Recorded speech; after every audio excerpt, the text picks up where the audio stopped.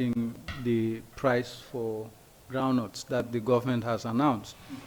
Your viewers will recall that about a month ago, the government announced the market price for groundnuts in the Gambia.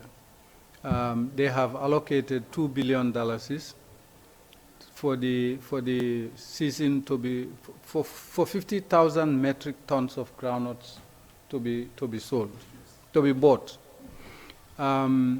I find that interesting because normally you just buy everything that comes through the SECO, but $2 billion and 50,000 metric tons is just half of what Jawara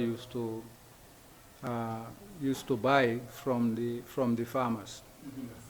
Yeah, so we are a bit surprised by that, but at the same time, what is even more surprising is the price they are paying for a ton of groundnuts. They are paying $38,000 per ton of groundnuts. I did some research. As I said in our previous program last week and the week before, the global price for groundnuts, the floor is $500 US per ton, and the ceiling is $1,200 per ton.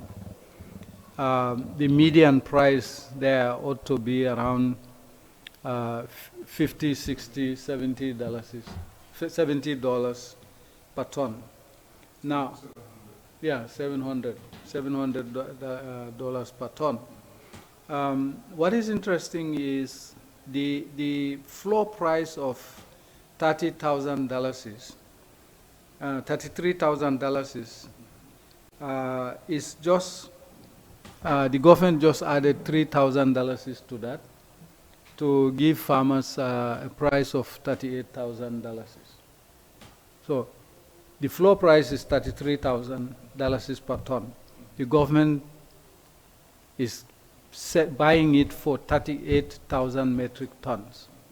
That begs the question: on what basis do you value the groundnut that way, given what obtains on the global market for groundnuts? I'm told they say the reason why the price is so low is because Gambian groundnuts it's got a lot of aflatoxin in it. And my issue to Coffee Time this morning was, for 60 years we've been talking about aflatoxin in Gambian groundnuts. But we know there are groundnut varieties out there, seed varieties that do not have aflatoxin. And one of those varieties is the late American president's farm in Georgia, Jimmy Carter. He grows groundnuts that have no aflatoxin in them. And most of the global market also, the groundnuts that are sold there do not have aflatoxin, because they've changed from seeds that actually grow groundnuts with aflatoxin to seeds that grow groundnuts without aflatoxin. So the price, that excuse for me does not stand.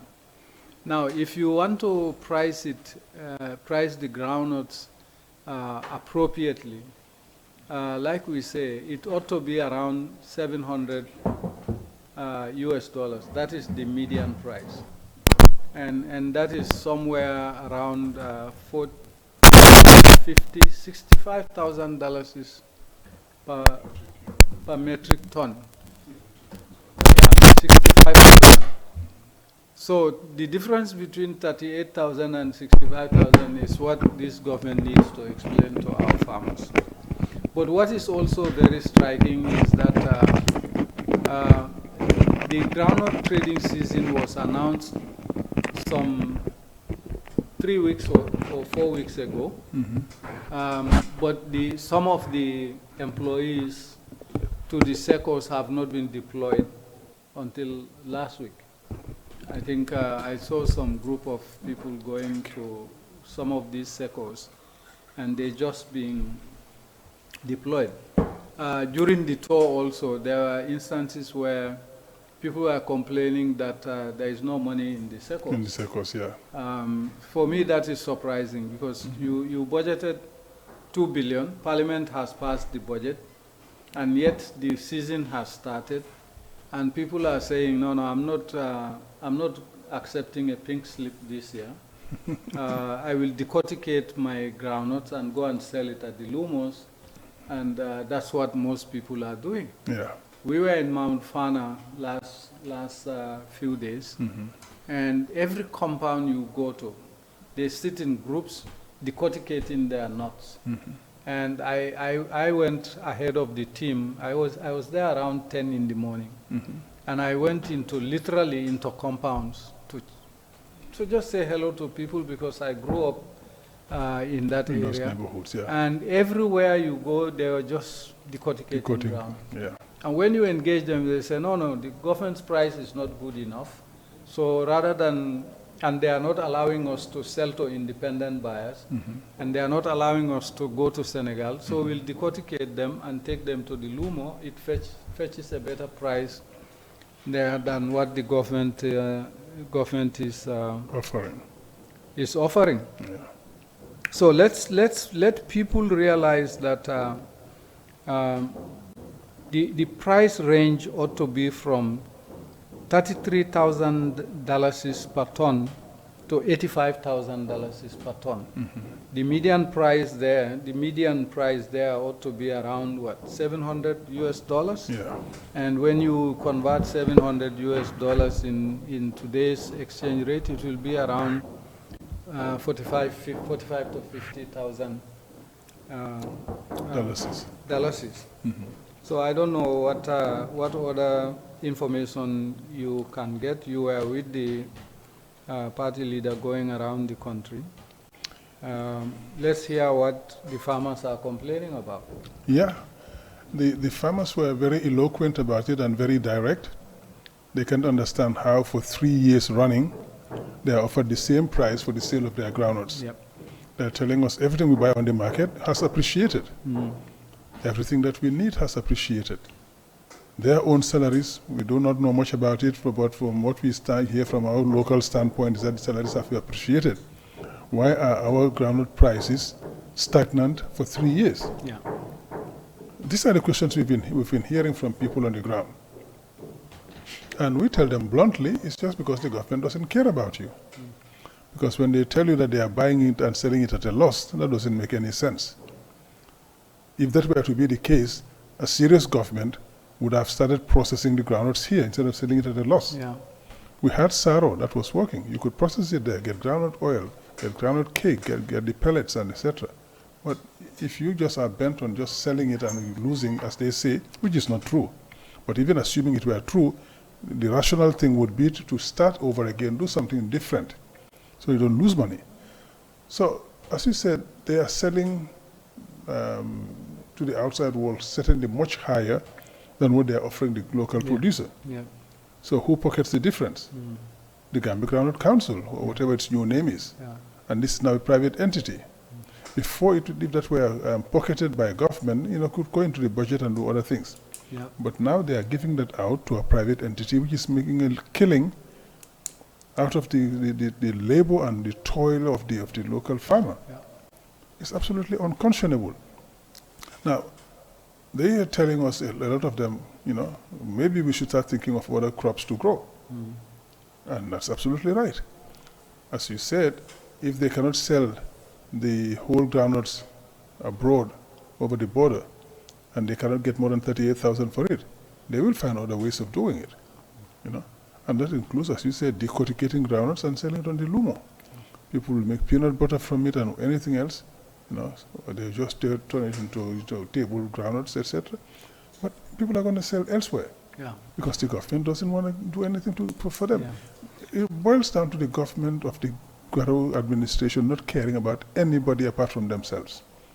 Because there's absolutely no justification why you pay 3 years consecutively the same price when you all know that the world market prices are different. Yeah.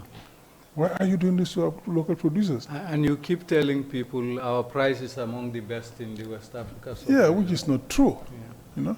But even if it were true, if it doesn't cover the cost of the farmers, what is the point? Yeah. All right? We have today everywhere you're talking of free trade and honest, reliable trade, which is called actually in the jargon fair trade. Yeah. They want to give the farmers a fair amount for their labor, for their produce, and so you don't buy for them at a low price because you can do so. You buy at a price that gives them a chance of survival. You know, a decent price. So basically, these are the issues on the market. But the government, simply put in a nutshell, does not care about the Gambians. It's just ripping off the Gambian farmer, enriching itself, and that doesn't go into the state coffers because it goes into private coffers. Yeah. There we go.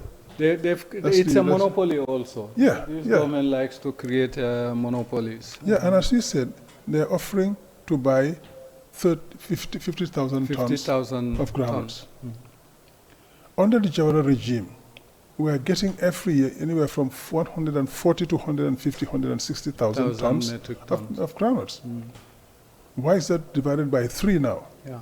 Simply because the government does not care, does not want to help the farmers, and the farmers are just going elsewhere. Before you had seed stores, at the end of the harvest, farmers were encouraged to store their seed for the following year. Yeah. So they were brought in there, they were treated with insecticides, they were stored, and they wouldn't get them until the beginning of the season. So at least they have crops to grow, seeds to grow for the next year. Yeah. Today, that doesn't exist.